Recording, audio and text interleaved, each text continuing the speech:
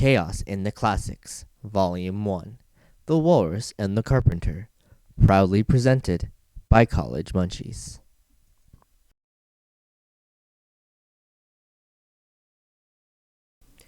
Credit and thanks. Credit first off goes to Lewis Carroll, the original author, without whom this adaptation would have been impossible. Secondly, my thanks goes out to Comic Fury for hosting my comics during this point in my career. Thirdly, to Fire Alpaca, which allows me creation and practice in digital medium. Lastly, my thanks goes to you, the reader and the listener. Without you, this retelling would be forever stuck in the realm of my mind. While I have tried to keep as close to the original story as possible, because I feel Carroll's telling is wonderful as is, I have made changes that I believe suit my era's cultural and desired social influence. Please enjoy.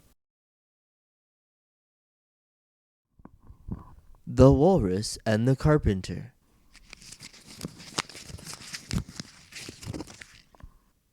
Scratch that. I mean weasel. Starring the Walrus and Chili Weasel as the Carpenter.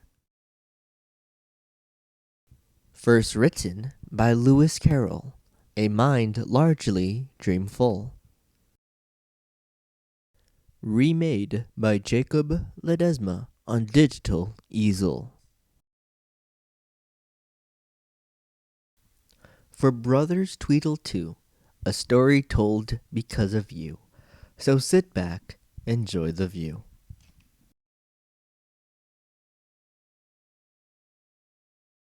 The sun shone high upon the sea, shining with all their might. They did their very best to make the billows smooth and bright. Yet this was odd, because it was the middle of the night. The moon was glowing sulkily, because they thought the sun had no business to be around after the day was done. It's very rude of them, thought the moon, to spoil all my fun. The sea was wet as wet could be, the sands as dry. You could see nary a cloud, for no cloud was in the sky. And nothing flew by overhead, there were no birds to fly. The Walrus and Chili Weasel were walking close at hand. They wept like anything to see such quantities of sand. If this were only cleared away, they cried, it would be grand. If several maids with several mops swept it for one whole year. Do you suppose, the Walrus asks, that they could have it clear? I doubt it, cried Chili Weasel, and shed a bitter tear.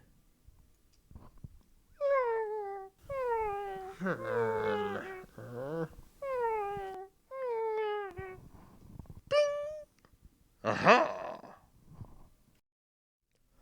Oi, oysters, come and play with us, the Walrus did beseech.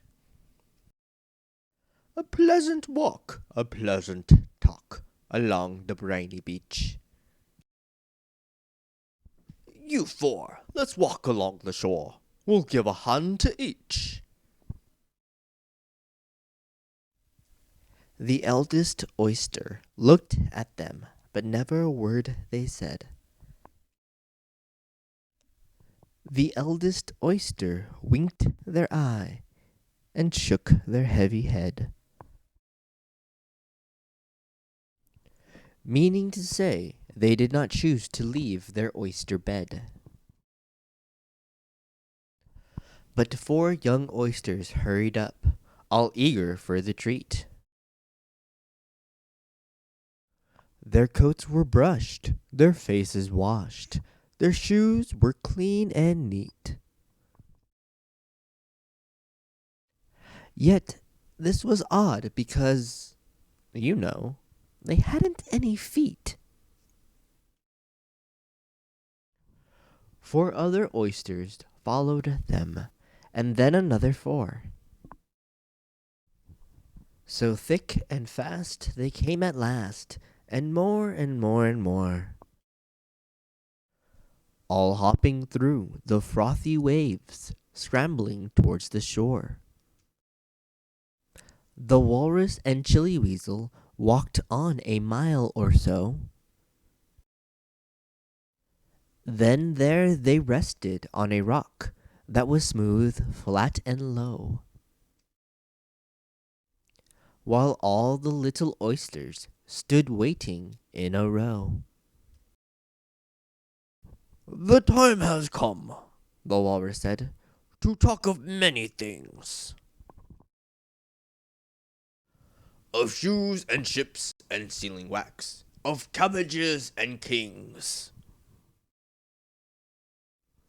and why the sea is boiling hot, and whether pigs have wings." "But wait a bit," an oyster cried, "before we have our chat. For some of us are out of breath, and all of us are fat." "Relax," grinned the sly weasel. They thanked them much for that. "A loaf of bread," the walrus said, "is what we chiefly need. Pepper and vinegar besides are very good indeed. Now if you're ready, oysters dear, we can begin to feed."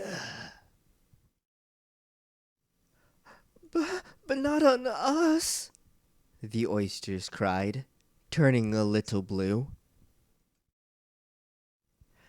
"After such kindness, that would be a dismal thing to do." "This night is fine," the walrus hums. "Do you admire the view? It was so kind of you to come. You taste very nice." Chili Weasel said nothing but, "Cut up another slice." "I wish you were not quite so deaf. I've had to ask you twice." "It seems a shame," the walrus said, "to play them such a trick, after we've brought them out so far, and made them trot so quick."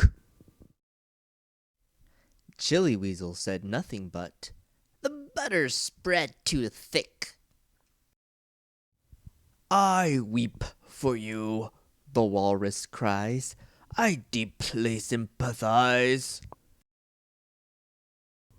With sobs and tears they sorted out those of stupendous size, hiding them with a bandana, streams of lies from their eyes. "Oh, oysters," said Chili Weasel, "you've had a pleasant run. Shall we be trotting home again?" But answer came there none. And this was scarcely odd, for well, they'd eaten every one. "I liked the walrus best," you might say, because they were a little sorry for the poor oysters. However, they ate more than Chili Weasel. You see, they held their bandana in front, so Chili Weasel couldn't count how many they took, contrary-wise. "That was mean," you'll cry indignantly. "Then I liked Chili Weasel best, if they didn't eat so many as the walrus." However, they ate as many as they could get. It is a puzzler. Take a pause, then begin to say, "Well, they were both very unpleasant characters." Charles Lutwidge Dodgson, 1832-1898. Vocal talent, illustrations, and video engineering by Jacob Robert Ledesma. A Psychedelic Sheep Artisan Studio Productions. This project has been created through freeware programs such as audio editing, Audacity, video editing, Tendon Live, and graphics editor, Fire Alpaca. Chili Weasel and the Walrus have enjoyed acting for you this evening. The moon may still be grumpy with the sun, but they have enjoyed lighting the stage for you. And the oysters, well, the eldest oyster says goodnight. Jacob Robert Ledesma. Meh.